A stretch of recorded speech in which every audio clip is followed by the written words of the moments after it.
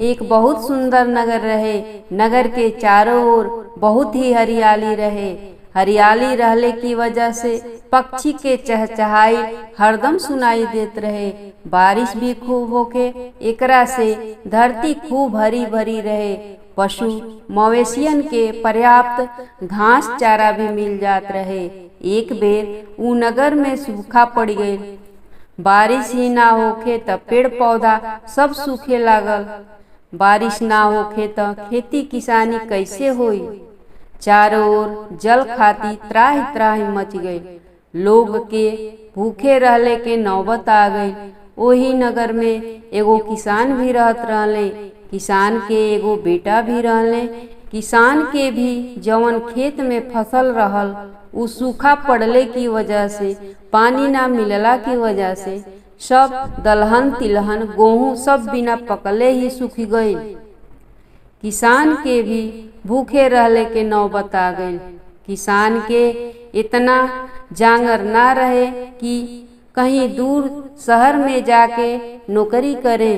किसान और किसानिन बूढ़ा हो गए रहे लोग। किसान अपना बेटा के बुला के कहले, बेटा खेती की भरोसे बैठब त कुछ ना भेटाई। कहीं निकर कुछ कमा धमा के ले आव ताकि घर के खर्च चले। तब तक किसानिन भी कहली, हाँ बेटा, हमार कुआर मास के जीतिया व्रत भी करे के बा। कैसे नहाए खाए करब, कुछ रही तबही ना काम चली। बेटा जा कुछ ले आव कमा के। लड़का काम की तलाश में बाहर निकल गईले। नगर में त चारों ओर सूखा पड़ गई रहे। त काम कहाँ से मिली भला। काम खोजत खोजत नदी की तीरे आ गईले। सोचले कि कुछ मछली मिल जाई त ओही से एक बेला के भोजन हो जाई और हमार अम्मा भी मछली खा के नहाए खाए कर ली हैं। लेकिन नदी में एकहू मछली ना पकड़ाई। एकदम उदास हो गईले। सोचत अरे अब हम का करी। खाली हाथे कैसे अपना घर अपना माई बाप की सोझा जाई। पहली बार तो हमार माँ बाप हमसे कुछ मंगले हैं और हम आज एकदम से असमर्थ बानी कि कुछ कमाई भी ना भई। घर के खर्च कैसे चली। हमार माई बाप का खई हैं। कितना तपस्या कितना परिश्रम से हमके माई बाप पढ़ौले लिखौले, हर चीज के व्यवस्था कैले। हमरा खातिर का ना कैले। हमरा त जियल धिक्कार बा। हम अपना माई बाप के खुशी ना दे सकीला। जी के हम का करब। ये सोच के दुखित मन से वही नदी के अरार पे बैठ के रोवे लगले। तब तक देखले कि नदी के बीचों बीच एगो नारियल के पेड़ बा और वो नारियल के पेड़ पर हजारों नारियल के फल लटकल बा। इनकी खुशी के ठिकाना ना रहल। सोचले इ नारियल के तोड़ के अपना घरे ले जाए। यही से हमार अम्मा नहाए खाए कर ली हैं और हमनी सब भी प्रसाद खा लिहल जाई। हाली बेगी नदी के मल्लाह के बुलौना। मल्लाह नदी तीरे आ गई अपन नौका लेके। किसान के बेटा कहले, मल्लाह भैया, हमके नदी के बीचों बीच ले चला जहाँ ऊ नारियल के पेड़ बा। अपने नौका पर चढ़ गईले। मल्लाह नौका खेवत नदी के बीचों बीच नारियल के पेड़ के नीचे आ गईले। किसान के लड़का नारियल की पेड़ पर चढ़ गईले और नारियल के फल तोड़ तोड़ के नाव में फेंके लगले। लेकिन ई का, जितना भी नारियल तोड़ के नाव में फेंके वो सब नारियल नाव में तो गिरे, लेकिन नाव से छटक के नदी की जल में गिर के डूब जा। पेड़ से सब नारियल तोड़ डालने। कितनों बचा के फेंके नाव में, तब भी वो नारियल पानी में उछल के जल में जाके डूब जा। सब नारियल तोड़ले की बाद इनकी हाथ में कुछ ना लगा। उदास मन से पेड़ के नीचे उतर अइले। मन में सोचत अरे अब का करी। का अपना घर लेके हम जाई अम्मा कैसे जीवतिया व्रत भूखिए, घर में तो अनाज भी नहीं थे, एगो अन्न के फटी भी नहीं थे। ई सब त जीवती बन्धन बाबा जी के रचावल माया रहे, खेला रहे। किसान के लड़का सोचा तारे कि कवन मुँह लेके हम अपना घरे जाए। अम्मा का सोची हन कि कैसन निकम्मा कामचोर बेटा बा। इहे सब सोच दुखी मन से नाव में से बीच नदी में कूद गईले। जल में कूदले त नीचे पाताल लोक में चल गईले। जल के अंदर सोने के महल रहे और किसान के लड़का सोने की महल के दरवाजे तक पहुंच गईले। जीवती बन्धन बाबा जी बूढ़ा के भेष ध के किसान की बेटा के सामने आ गईले। जीवती बन्धन बाबा जी पूछले, के हवा तू? किसान के बेटा आपन परिचय बतौले, कहले, आज हमार अम्मा जीवतिया नहाय खाए करी हैं, घर में एगो अन्न के दाना नहीं थे। हमरे नगर में बहुत बड़ा अकाल पड़ल बा। अम्मा हमके कुछ कमाए खातिर भेजली त हम काम के तलाश में निकलल रहली त नारियल के पेड़ नदी में देखली त तोड़े चली आईली। सोचली कि यही नारियल से हमार अम्मा नहाए खाए कर ली हैं और नवमी में पारण भी कर ली हैं। लेकिन जैसे हम पेड़ से नारियल तोड़ तोड़ के नाव में फेंकली, सब पानी में उछल उछल के डूब जात रहे। एक भी नारियल हमरा हाथे ना आई। यही से हम डूब के मरे जात रहली कि अम्मा के खातिर हम भोजन के त व्यवस्था ना कर पौली त हम कौना काम के बेटा। हम जी के बस माई बाप के दुख दे और कुछ ना। जवन माई बाप हमरा खातिर का ना कैले हुई हैं। इतना कह के किसान के लड़का फुट फुट के रोवे लगले। जीवती बन्धन बाबा जी कहले, तू तो मरे जात रहला और ई बात तनिको ना मन में सोचला कि तोहरा मरला की बात का तोहार माई बाप तोहरा बिनु जी पई हैं। तोहार अम्मा तोहरा खातिर हर साल निर्जल निराहार रह के जीवतिया व्रत भूखेली कि हमरा बाबू पर कौनो संकट ना आवे, बबुआ हमेशा सलामत रहे जहाँ भी रहे। जीवती बन्धन बाबा जी कहले, दुखी मत होखा पुत्र, तोहार सब कष्ट दूर हो जाई। जीवती बन्धन बाबा जी किसान की लड़का के एगो घड़ा दिहले, कहले, ई लो पुत्र, ले जाके अपना माता पिता के खिला दीह और अपने गांव में भी बांट दिए। में से निकाल निकाल के सबकर दुख दूर हो जाई।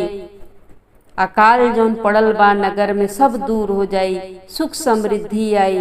इधर बीच नदी में मलाह किसान की लड़का के खोजता कि लड़का बहन जल के ऊपर तो अइबे न कैल। अपने आप के मलाह बहुत कोसत बा, काहे खातिर हम नौका ई दरियाव में लेके अइली, ना जाने लड़का कहाँ हुई है।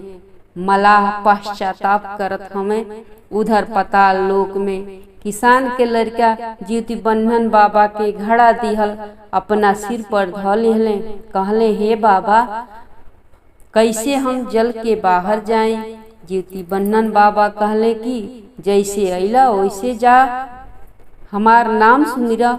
हमार नाम जीवती बन्धन बाबा ह, जिमुत वाहन भी कहल जाला। हमार व्रत के दुनिया के सब पुत्रवती परवैतिन करेली, नर नारी करेले। जीवतिया व्रत की प्रभाव से गोद भर जाला। जीवतिया व्रत कैले से संतति संपत्ति बढ़ेला, घर में खुशहाली आवेला। हम जीवन के दाता हैं, हम सबकी पुत्र के रक्षा करीला। जा बेटा, तुहरे साथ हमार आशीर्वाद बा, सदा सुखी रहिया। किसान के बेटा जीवती बन्धन बाबा के सुमरत जल के ऊपर आ गईले। मलाह किसान की बेटा के देख के बड़ी खुश भइले। किसान के बेटा देखले कि जवन नारियल पानी में डूब गईल रहे ऊ अब पानी के ऊपर उतरा गईल बा, तैरता। पानी से नारियल निकाल के सब नौका पर लाद लिहले और मलाह संग नदी के अरार पर आ गईले। मलाह के कुछ नारियल और घड़ा में से प्रसाद निकाल के दे दिहले। और बोरी भर के नारियल और जीवती बन्धन बाबा के दिहल घड़ा लेके अपना घरे आ गईले। अम्मा देखली तो बड़ी खुश भइली कि हमार बबुआ दिन भर में बहुत सारा धन कमा के ले आइल बा। किसान के बेटा नारियल सगरी नगर में बांट दिहले, लेकिन बोरी में से नारियल जौन रहे खत्म होते ना रहे। जैसे भरल बोरी बा वैसे बा, पूरा नगर में नारियल बटा गई। ई सब त जीवती बन्धन बाबा जी के माया रहे। ई सब लड़का के भी पता हो गई रहे। जीवती बन्धन बाबा के हाथ जोड़ के खूब सारा धन्यवाद देत हम। फिर किसान के बेटा घड़ा के खोलले, देखले कि घड़ा के अंदर तुरई, चौराई के साग, नोनी के साग, मड़ुआ के आटा, चना के राव और उड़द बा। किसान के बेटा सोचले इतना छोट घड़ा बा और तनी तनी सब चीज बा में, तो इतने में पूरा नगर में हम कैसे बाटी, कैसे आटी सब में। जीवती बन्धन बाबा कहले कि नगर में बांट दिह, नगर में सुख समृद्धि आई, धन बरसी, गरीबी दूर हुई। सोचले कि जितने घरे आटी बाटी उतने घरे जाके बांट दी और थोड़ा सा अम्मा खातिर बचा ले। नगर में घूम घूम के बांट दिहले, लेकिन घड़ा में से जौन प्रसादी रहे खत्मे ना होत रहे। पूरा घड़ा भरले बा। नगर के लोग जौन बर्तन में ऊ प्रसाद रखत रहे, चना के राव, नोनी के साग, चौराई के साग, जौन ई प्रसाद देत रहले सबके मुट्ठी मुट्ठी। उ जौने बर्तन में बाल्टी में रखे लो, पराते में रखे लो, उ एक मुट्ठी भर जा पूरा। और इनके घड़ा भी भरल के भरल रहे। नगर के लोग के दुख दूर हो गए, सुख समृद्धि आ गई। नगर में संझा हो गए तो अपना घरे आ गईले। अम्मा इनकर खाना बनौली, सब खा के सुतले। भोर भइले से पहिले मड़ुआ के रोटी और चौराई, नोनी के साग इनकर अम्मा बनौली। बना के लेके खाए बैठली। अबहिन पहिला कवर मुँहे में डारे जात हई तो याद आई, ले दादा चिलो सियारिन के तो देवे न कैली, पितराइन के तो देवे न कैली, आ पहले ही लेके खाए बैठली। बहुत बड़ा अपराध हो गई। तो कवर जो तुरले रहली ओके फिर थरिया में रख दियली। अब जुठरले ना रहली, हाथ के कवर बर्तन में रख के गोड़ लाग के उठ गईली। तरोई की पत्ता पर मड़ुआ के रोटी, चौराई के साग ध के अपना छानी दुआरे पर रहे, मड़ई के छानी जो रहे वही पर ले जाकर रख दियली चिलो सियारिन के नाम से। तब तक चील उड़त उड़त अली और अपन हिस्सा जो उनका भाग लगा के धैले रही तिरोई की पत्ता पर, वो अपन मुँह में दबा के लेके चल गईली। फिर सियारो कुछ देर की बाद अली, वो अपन हिस्सा जौन अंश उनका रहे, भोजन उनका निकाल गई रहे तिरोई की पत्ता पर, वो अपने मुँह में दबा के लेके चल गईली। ये हाथ जोड़ के जीवती बन्धन बाबा से माफी मंगली कि हे बाबा, हमरा के आज तो हमसे बहुत बड़ा गलती होके जात रहे, माफ करब हे बाबा। फिर घर में आ गईली और भोजन करे बैठ गईली। लड़का सब देखत रहले। लड़का कहले, अम्मा तू तो कहेलू कि भोजन छोड़ के कभी भी ना उठल जाला, ऐसे भोजन के अनादर होला, फिर तू काहे भोजन छोड़ के उठलू हो? कहली, बाबू आज जिउतिया व्रत के नहाए खाए ह। सरगही कैले से पहले चील सियारिन, पितराइन और जीवती बन्धन बाबा के भोजन के अंश निकालल जाला। हर साल हम ही करेली, ना जाने कैसे ये बार विस्मृति हो गई, भुला गईली हम। अन्न पर सबकर हक होला बेटा। अगर चील सियारों के भोजन के कुछ अंश ना देती तो ना जाने कब तक अपने भोजन की आसरा में बैठल रहत लोग। सरगही कैले की बाद बेटा के भी प्रसाद दिहली। बेटा अम्मा के चरण छू के आशीर्वाद लेहले। तब तक दुआरे के केवाड़ी के झंझीर खटकल केहू बजावल। जाके देखली कि जीवती बन्धन बाबा खाड़ हमें। माई बेटा दोनों झुक के आशीर्वाद लिहलो, पाव छुअलो, गोड़ छुअलो। जीवती बन्धन बाबा सदा पुत्रवती रह, सुहागिन रह, दूधे पुते भरल रह। जीवती बन्धन बाबा जी खूब आशीर्वाद दिहले। फिर ज्योति बन्धन बाबा जी किसान के बेटा के भी आशीर्वाद दिले कि बेटा जैसे हम कहली कि नगर में घड़ा के प्रसाद बांट दिया, तू एकदम वैसे कैल, नगर में सब सुखी हो गए। फिर ज्योति बन्धन बाबा आशीर्वाद दे के अपना लोक के चल गए। ज्योति बन्धन बाबा की जाते ही खूब जम के बारिश होखे लागल, सूखल धरती एकदम हरिहरा गई। पशु पक्षी जौन प्यास से व्याकुल रहले, तड़पत रहले, सब खुश हो गए पानी देख के। पानी से तालाब पोखर भर गए। नवमी में नहा धो के भोजन इनकर अम्मा बनौली, ज्योति बन्धन बाबा के चढ़ौली बढ़ौली। चिल्लो सियारिन पितराइन सबके नवमी में सब चढ़ौली प्रसादी। लाल पियर धागा जो ज्योतिया के रहे वो पहले ज्योति बन्धन बाबा पर चढ़ौली, फिर गोड़ लाग के अपना गला में ज्योतिया के धागा पहनली। अंकुरी उरद जौन रहे गाय की गर्म दूध से व्रत के अपना खंडित कैली। फिर किसान और बेटा संग ज्योति बन्धन बाबा के आरती उतरले। ज्योति बन्धन बाबा की कृपा से नगर गांव खुशहाल हो गई। अकाल खत्म भइल, बारिश भइले की वजह से फसल भी खूब बढ़िया भइल। वो साल नगर में सब सुखी हो गई, नगर सुख समृद्धि से भर गई। जय ज्योति बन्धन बाबा की।